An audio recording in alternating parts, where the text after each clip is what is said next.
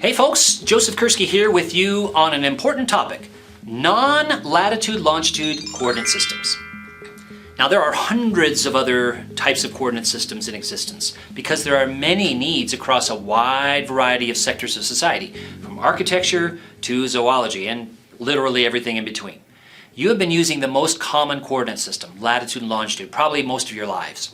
Other common ones though are the state plane coordinate system in the USA, the UK, the Australian, Indian, and other national grids, and the UTM or Universal Transverse Mercator system. Have you ever found a disc, a surveyed disc of copper or aluminum in a sidewalk or in the rocks on a mountain peak?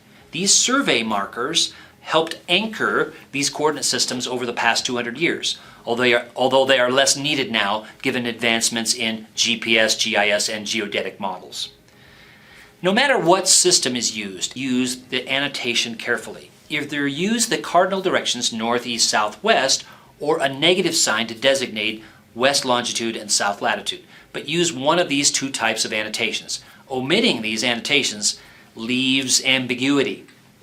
The Universal Transverse Mercator or UTM coordinate system covers most of the globe, except for the poles, dividing the world into 60 zones that are each 6 degrees wide. These zones are numbered consecutively, beginning with Zone 1 between 180 and 174 west longitude, and progressing eastward to Zone 60 between 174 and 180 degrees east longitude. In each zone, coordinates are measured north and east in meters, thus northings and eastings instead of latitude and longitude. The northing values are measured continuously from 0 at the equator in a northerly direction. To avoid negative numbers for locations south of the equator is assigned an arbitrary false northing value of 10 million meters. A central meridian through the middle of each 6-degree zone is assigned an easting value of 500,000 meters easting. Grid values to the west of this central meridian are less than 500,000, to the east more than 500,000. Since multiple zones could have a coordinate of, let's say, 3,500,000 meters northing, 710,000 meters easting, it is important always to specify the zone, and ideally the sector of the zone indicating how far north or south in the zone the coordinate is located. Thus, a coordinate in UTM may be given as 3,500,000 meters northing, 710,000 meters easting, UTM zone 14T. Knowing the above information that I've just described, determine the following.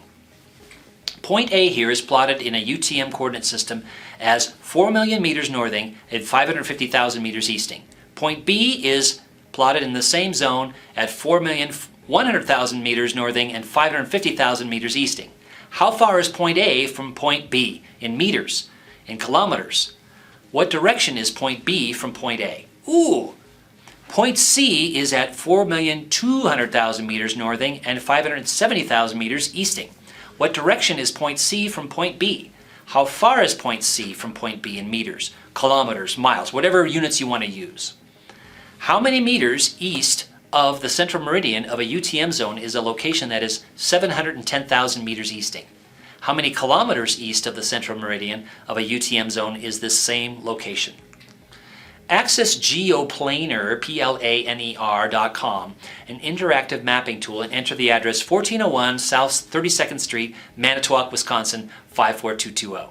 Geoplaner shows the location of that geocoded position in UTM, decimal degree, and degrees, minutes, seconds. See this Geoplaner map showing 4 different coordinates formats for a given point on Earth. Note the formats for the street address: UTM, decimal degree, decimal minutes, and degrees, minutes, seconds, respectively across the top of the Geoplaner interface, as described here.